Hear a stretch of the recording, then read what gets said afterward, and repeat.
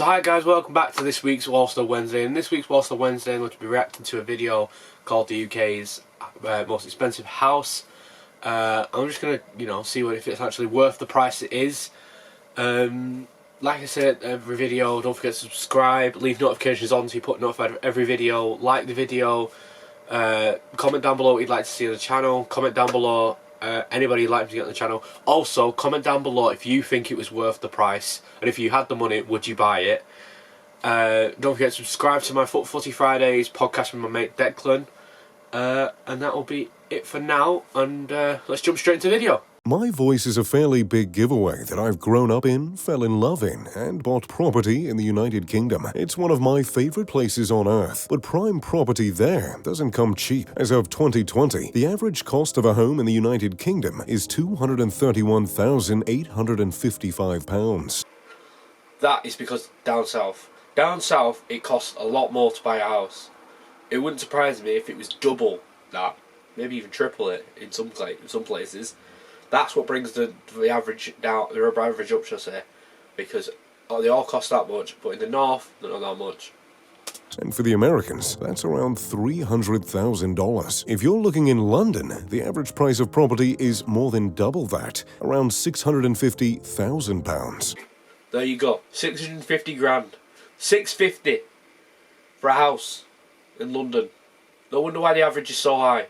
In other words, there are some expensive homes in the UK. Today, we're going to take a look at the most expensive you can find. We'll talk about how much they cost, how the price has been driven to such an extreme, and who exactly can afford a home this expensive. The most expensive home in the United Kingdom is a beast of a property that is quite different from traditional mansions in Great Britain. You won't find gargoyles, overbearing marble, or ornamental carpeting in this home. Instead, you'll find a Thai-style dining room, a volcanic wall, and a car garage that lifts up out of the pavement. Of course, all that comes at quite a steep price, £250 million. 250 million?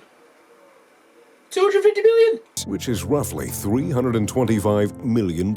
So, who on earth could afford a home that's worth £250 million? Well, John Codwell could. But the craziest part is, he doesn't even live in the home. He mainly uses it for charity events. John Codwell made his billions with the mobile phone retailer he founded called Phones For You. And if you're from the... Oh, I remember Phones For You. It was sick. It was like a place where you could get, for everyone who's not watching from the UK, or even somebody who doesn't even know what Phones For You is, it was basically a place where you could just buy a phone from loads of different networks. You had like Vodafone, O2, Orange at the time, T-Mobile, 3. Was there? I can't remember if there was any. I don't think there was any others that was in the stock. But you could. It was basically like Car Phone Warehouse. Basically what it was. UK, chances are you remember those bright red storefronts. After selling his company. Oh yeah, and he also had this little thing for ages. It was like Phones For You. That was like that. It was like that for ages. I remember that. Based on investing in philanthropy. In 2000, he founded a charity called Codwell Children, which helps disabled children and children with autism. But when John isn't working with charities or investing in companies, he's buying and renovating properties in the UK. The Mayfair House, the most expensive home in the United Kingdom, was purchased by him for £87 million way back in 2012. The home...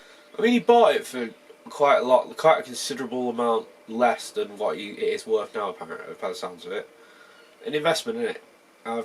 Yeah, I don't blame him. Is historic, and on the outside, it looks just about like any other mansion in London. The property includes the main home and a guest quarters that was separated by a courtyard. Surely the home was a historic, beautiful mansion when John purchased it, but it wasn't exactly what he wanted. Instead, he embarked on a total renovation of the property. The renovation employed 300 workers and took hundreds of hours of labor and millions of dollars to make a reality. In the end, John kept the main house and the guest house, but he combined them via a massive basement, which has some of the coolest features I've seen in any house in the world. In total, there are 15 bedrooms, which are spread across 8 floors, 3 of which are underground. The renovations took 20,000 sheets of gold leaf, 650 electrical sockets, and 78 miles of cable. The total space in the home is 43,000 square feet, which is the average size of 55 London flats. It almost has an acre's worth of living space. Pretty insane for a house that nobody lives in. In the 15 bedrooms! In London!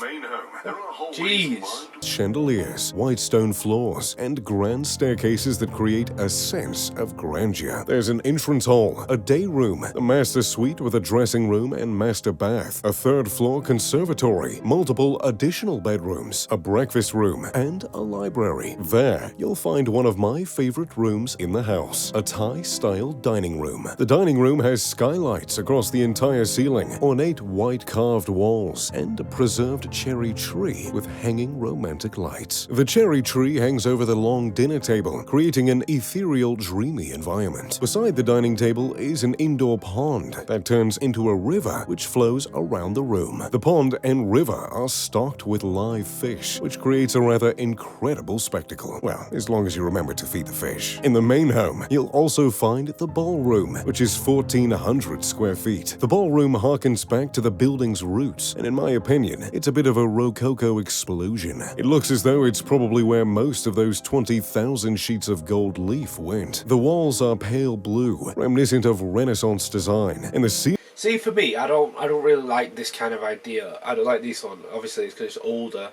It's a little bit more outdated. A lot of the other bits have seen a bit more modern. But yeah, especially this room is not for me at all. Not for me at all. And the ceiling is gilded with gold accents and ornate carvings which are rather breathtaking. There are chandeliers found throughout the ballroom with ostentatious crystal and gold detailing. At the end of the ballroom there are large fireplaces, just like there are in most of the historic ballrooms in the UK. And though the main building's upper floors are beautiful, it's the downstairs where the real party happens. And if this was my house, I would never be anywhere but down here. The basement is more like a luxury recreation area than a London basement. There's a 40-foot underground swimming pool with a 40 foot. 40 foot. Cool blue tiling and underwater lights. But the real wow factor can That is bigger than most flipping flats in London. 40.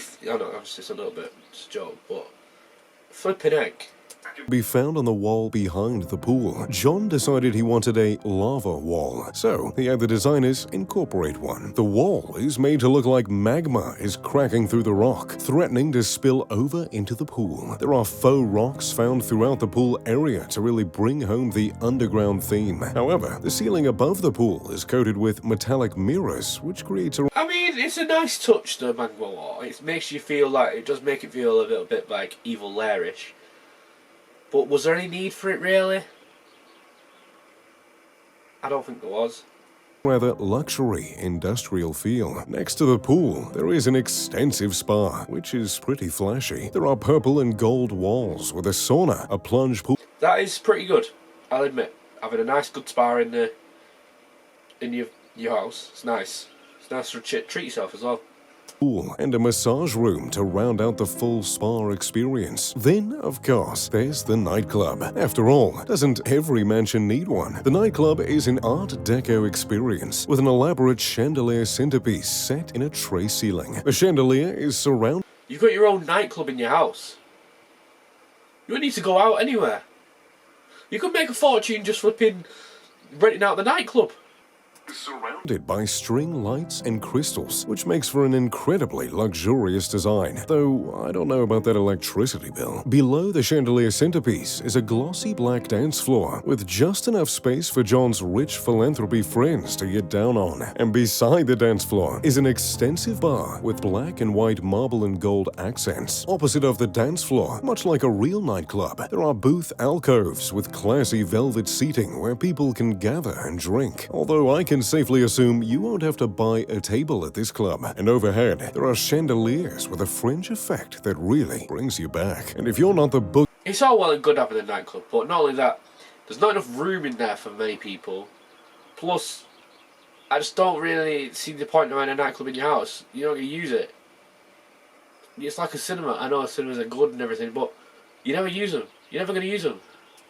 Boogieing type? Well, don't worry. There's a cinema with your name on it. The full-sized cinema has a stage with soft theater lighting, purple carpets, and gold and purple accents on the walls and ceiling. There are also soundproofing materials incorporated in the design to ensure you have a true movie-watching experience. And there are 17 theater seats throughout the movie room.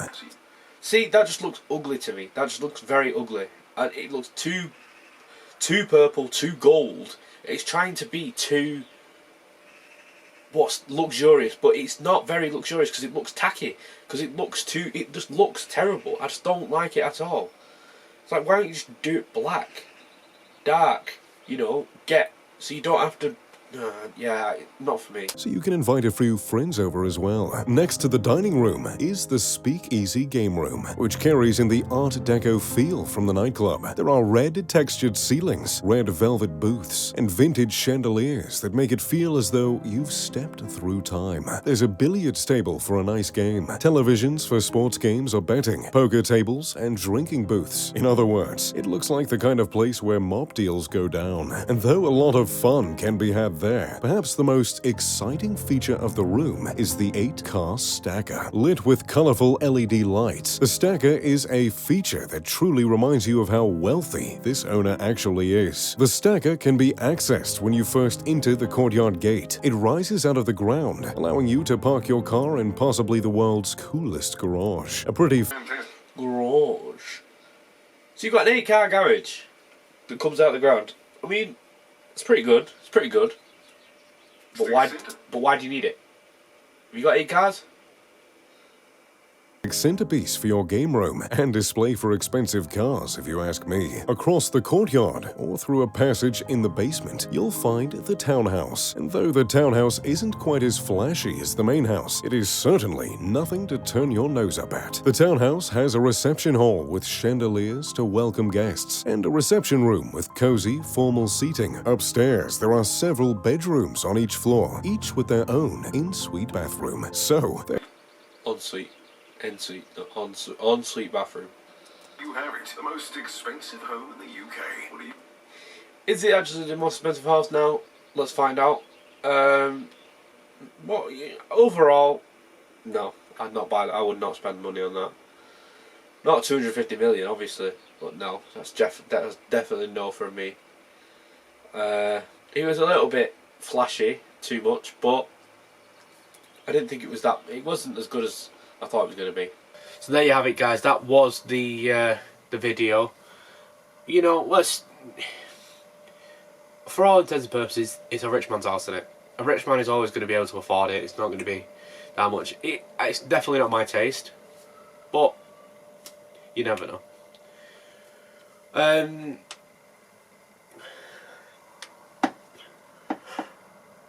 So there you have it, guys. That was the video. For me, I wouldn't buy it, but then, again, I don't have the money. Even if I had the money, I don't think I'd buy it. There's plenty of other great properties. When you see things like these houses, they have a very particular style, and it's not my style. I think I'll be going something more modern. But all in, you know, if I had the money, you could probably change it. It doesn't take that much to change it.